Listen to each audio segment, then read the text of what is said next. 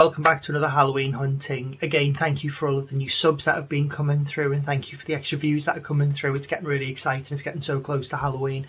So we finally managed to get to a range and see what they had in stock. We weren't disappointed. The good thing with the range is that everything kind of arrives at one point. Kind of one time, and nothing really changes with what's there. There's a couple of items which I believe are getting quite difficult to find, and from what we'd seen online, there was 2 items that we were in search of, and we managed to pick up, so we're over the moon on that. Have a look at the walk around, come back, and I'll show you what we picked up.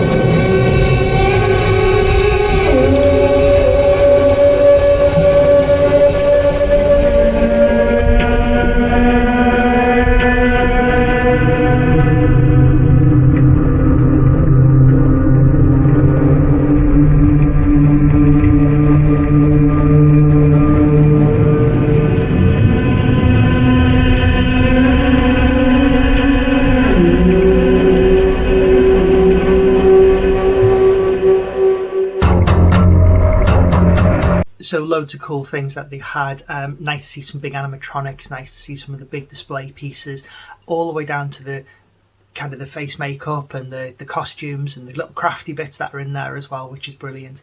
So we picked up 3 things. As I said, 2 of the things were on our want list that we'd seen in photographs, and seeing them in the flesh, yeah, we had to buy them. We had to get these things. So the first thing we got was a crafty piece.